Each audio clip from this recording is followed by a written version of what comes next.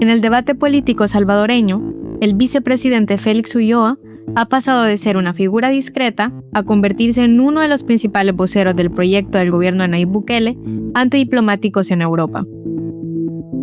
Las últimas semanas ha dado entrevistas a diferentes medios de comunicación, una de ellas al periódico El Español el 21 de febrero. ¿Sigue siendo El Salvador una democracia? Sí, es decir, El Salvador es un modelo de democracia. Félix Ulloa fue opinador en programas de televisión que pidió el respeto a la Constitución y se posicionó en contra de casos de corrupción.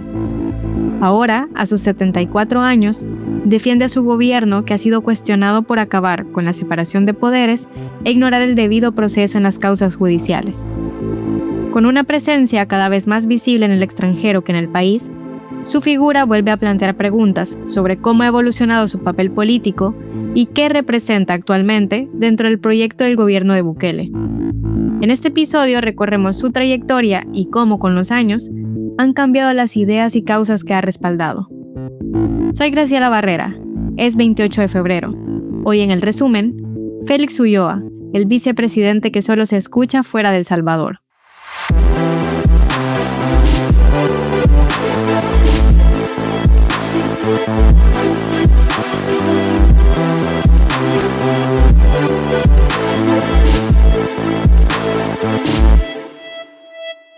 Soy Carlos Dada, director de El Faro.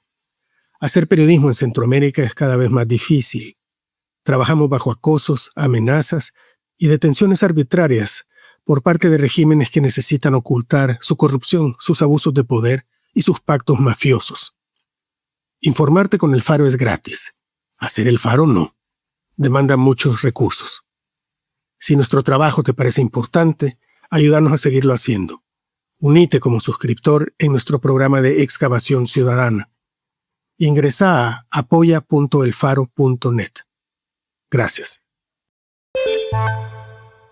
Se lo insistió, usted no busca perpetrarse en el poder, le decía que no, y al final terminó quedándose varios años. Y muchos más, no solo Hugo Chávez, lo hizo Correa, lo hizo Evo Morales. No es el caso del Salvador con esta intención. Absolutamente no. Es decir, primero, porque yo sería el primero en oponerme a un modelo político de esa naturaleza. Porque yo soy un demócrata.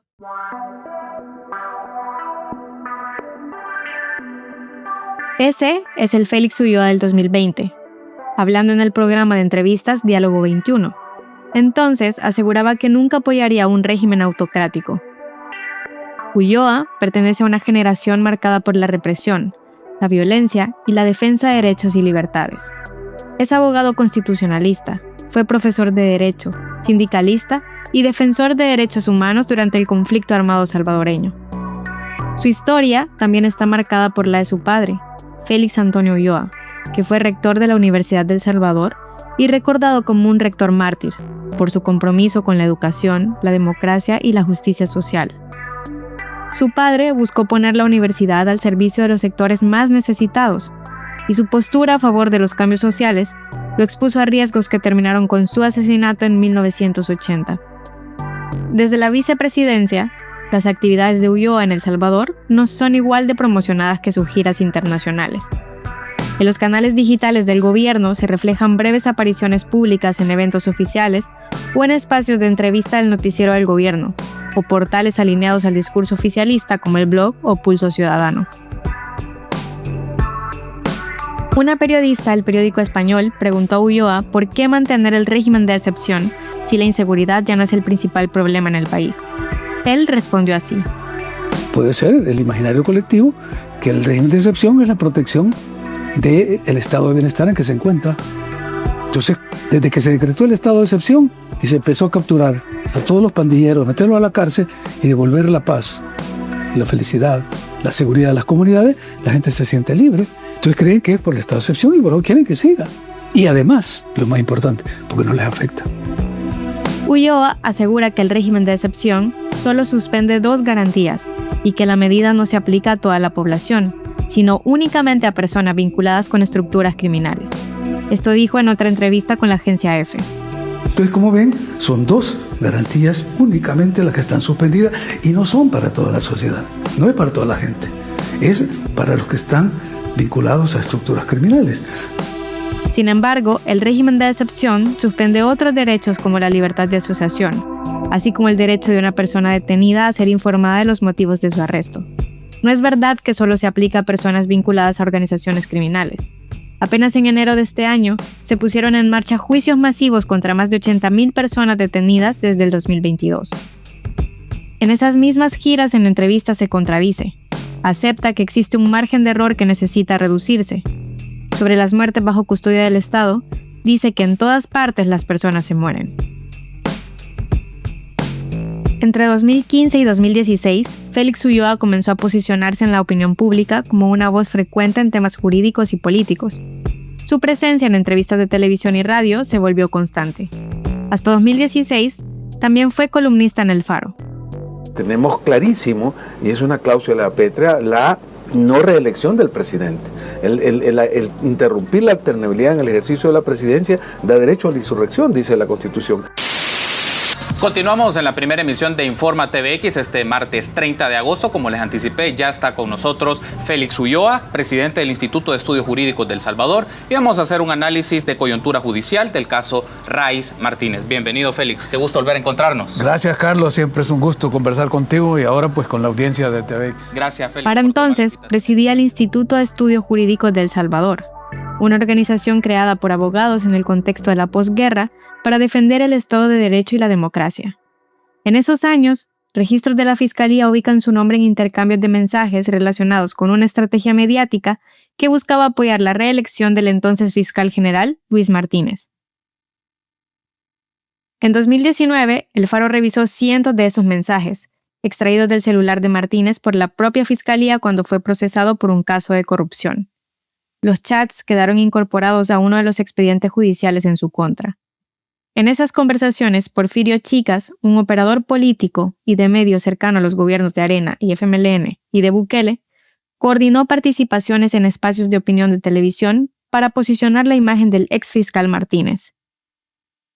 El 29 de julio de 2015, por ejemplo, reenvió a Martínez el mensaje de un colaborador, identificado como Félix, que le comunicó su participación en Canal 8 y en TVO, y preguntó si debía transmitir algún mensaje específico.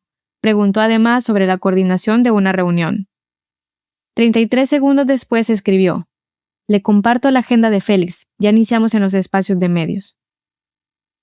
En los registros, el nombre aparece sin apellido, pero las fechas coinciden con participaciones públicas de Ulloa en esos espacios. Más de 5 fuentes confirmaron su presencia en ese circuito de opinión, y el propio Chicas dijo al Faro en una entrevista el 19 de octubre de 2019 que Ulloa le preguntó por la reunión porque le pidió gestionar un encuentro con Martínez. En ese momento, el Faro contactó al asistente personal de Ulloa, quien ya era vicepresidente de El Salvador, pero no brindaron declaraciones. Ulloa participó entre 2010 y 2017 en un movimiento ciudadano llamado Democracia Limpia, que se presentaba como apartidario, incluyente, ético y honrado. Su consigna es "Alto a la impunidad", y buscaba la creación de unas ICIES.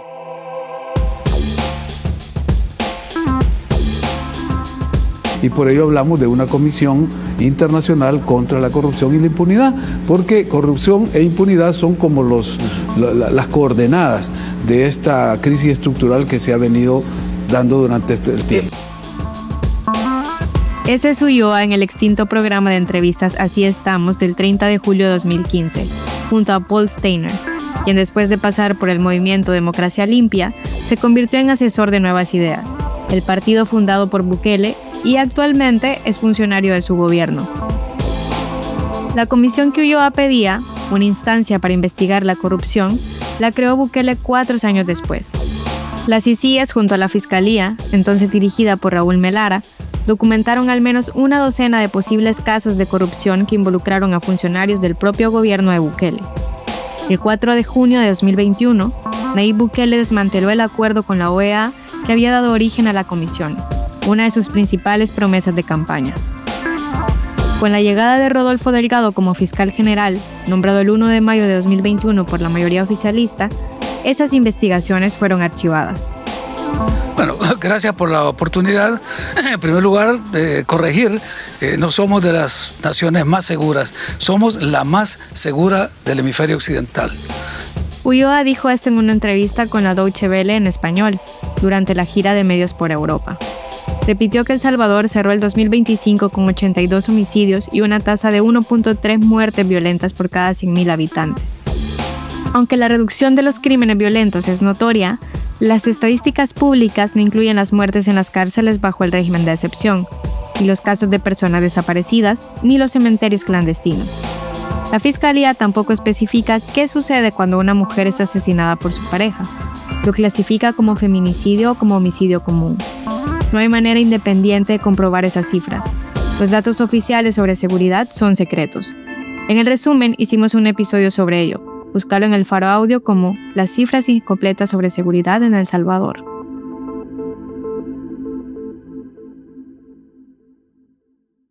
Segundo, los informes que nosotros tenemos, que son proporcionados por instituciones serias que visitan los penales, que tienen un convenio con el gobierno, reportan que tenemos un tratamiento correcto, no solo dentro de los penales, sino en el debido proceso.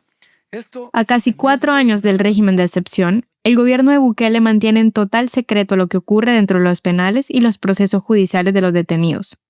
El gobierno expone datos generales, como el total de capturas o el total de personas liberadas. El registro disponible ha sido construido por investigaciones periodísticas, así como por organizaciones nacionales e internacionales. Cristosal, en El Salvador, documentó prácticas de tortura y muerte al interior de los penales. Human Rights Watch llega a conclusiones similares.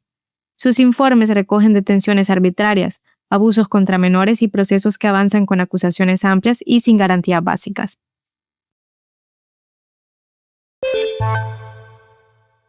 La Corte Suprema de Justicia decidió que los expedientes de extradición en El Salvador ya no serán públicos. Se trata de los casos en los que otros países solicitan que una persona sea entregada para juzgarla en su territorio. Esta información quedará bajo reserva hasta por 7 años o hasta que exista una resolución definitiva y los procesos sean archivados. La decisión está registrada en el acta número 92 de Corte Plena, del 11 de diciembre de 2025. Según ese documento, hacer públicos estos expedientes podría afectar la eficacia del trámite judicial. 14 magistrados votaron a favor de mantener en reserva los expedientes. Entre ellos, 5 fueron electos el 1 de mayo de 2021 como magistrados de la Sala de lo Constitucional, en un proceso impulsado por la bancada oficialista de Nuevas Ideas y cuestionado por su legalidad. Desde entonces, se han consolidado prácticas con restricciones al acceso a información pública. La reserva de este tipo de información no es nueva. En 2022, un periodista del Faro intentó acceder al expediente de extradición de Elmer Canales Rivera, alias Crook, uno de los líderes de la Ranfla Nacional, solicitado por Estados Unidos por cargos de terrorismo. En ese momento, ya existían dudas sobre su paradero, pese a que debía estar bajo custodia en el sistema penitenciario salvadoreño. La Corte negó el acceso y argumentó que no podía divulgar la información, porque no existía una decisión definitiva sobre el caso. La situación jurídica del reclamado aún no se ha definido, según consta en la respuesta oficial. El Faro obtuvo una serie de audios en los que se probó que Carlos Marroquín, director de Tejido Social, sacó personalmente a Crook del Salvador. 2 años después fue capturado por Estados Unidos en México. Y yo al viejo lo saqué de adentro, brother, en una forma de ayudarles a todos y de demostrarles mi lealtad y confianza. Pues yo mismo lo fui a traer allá y yo mismo lo fui a Guatemala. Pero Estados Unidos también requirió en su momento la extradición de al menos 6 líderes históricos de la MS-13, acusados de dirigir desde la cúpula el traslado de miembros de la pandilla hacia Estados Unidos, y de una serie de crímenes como asaltos, secuestros y asesinatos de pandilleros contrarios. Corte Suprema de Estados Unidos anuló los acuerdos arancelarios que el presidente Nayib Bukele anunció a finales de enero de este año. En noviembre de 2025, El Salvador y Estados Unidos firmaron un acuerdo que eliminaba aranceles para ciertos productos salvadoreños, como textiles y algunos bienes agrícolas, siempre que no compitieran con la producción local. Sin embargo, desde el 24 de febrero, Estados Unidos aplicó un arancel general del 10% a las exportaciones salvadoreñas, con el objetivo de reducir los grandes déficits de la balanza de pagos, es decir, evitar que el país gaste más dinero del que recibe. La medida tendrá una duración inicial de 150 días, salvo que el Congreso decida extenderla. Esta decisión se produjo después de que la Corte Suprema declarara ilegal una parte de los aranceles anteriores y limitara la facultad presidencial de modificarlos, invocando razones de emergencia nacional. El acuerdo sobre comercio recíproco anunciado en enero incluía además compromisos más amplios para El Salvador. Según el texto publicado por Washington, el país debía facilitar la inversión de empresas estadounidenses para explorar, explotar, procesar y exportar minerales críticos y recursos energéticos dentro de su territorio. También se comprometía a garantizar servicios esenciales como energía, telecomunicaciones, transporte e infraestructura necesarios para que esas inversiones pudieran operar. En la nota de Centroamérica, Gabriel Labrador reporta sobre el posible regreso de la minería de oro en Costa Rica. Nicaragua se está lucrando del oro costarricense, denunció esta semana Mario Zamora, el ministro de Seguridad Pública desde San José. El robo del oro de los costarricenses lo llevan a cabo coligalleros que utilizan rutas de contrabando que pasan por el río San Juan y llegan al país del norte, en donde este sedimento minero se procesa, se extrae oro y esos dividendos quedan fuera de nuestro país. El ministro dio esas declaraciones a Noticias Colombia el 23 de febrero. Usó la palabra coligalleros, en alusión a cientos de nicaragüenses que extraen oro de manera artesanal en una zona denominada Cruzitas, al norte del país. Los coligalleros, dice el ministro, contrabandean los sacos con sedimento y los venden a empresas mineras chinas. Los datos oficiales muestran que Nicaragua exporta más oro del que produce, y especialistas creen que es por el contrabando desde Costa Rica. Calculamos que 4 veces esa cantidad es la que ha logrado cruzar a Nicaragua. Entonces estamos hablando de una afectación millonaria que calculamos que Costa Rica pierde por año 252 millones de dólares. Costa Rica ya pidió una reunión de alto nivel con Nicaragua que se llevará a cabo este sábado 28 de febrero. Pretenden discutir, entre otras cosas, más patrullajes en la zona, pues la policía de Costa Rica no da abasto. ¡Ya nos vamos! ¡Solo déjelo! ¡Saca a la gente!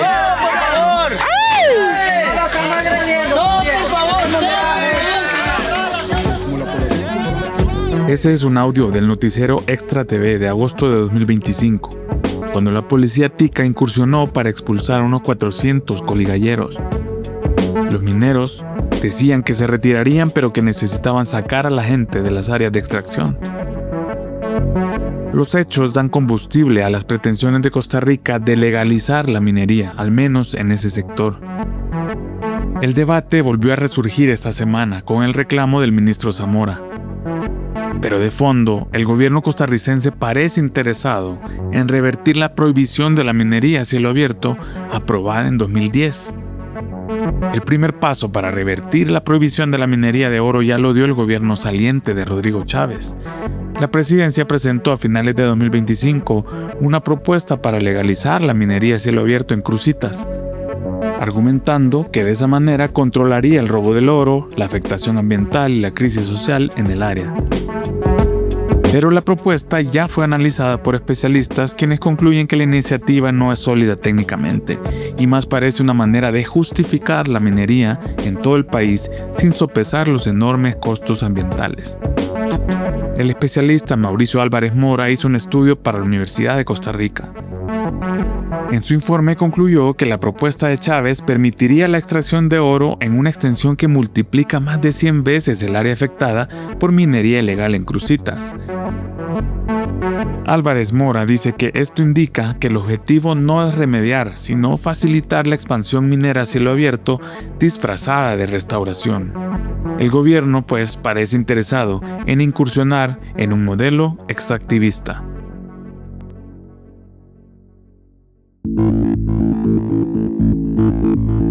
Aquí termina el episodio de hoy del Resumen, un podcast original del Faro Audio. Suscríbete en Spotify, Apple Podcasts o iHeartRadio. Este episodio fue editado por Victoria Delgado. El arte de portada es de Daniel Reyes. La producción de sonido y música es de Omnium.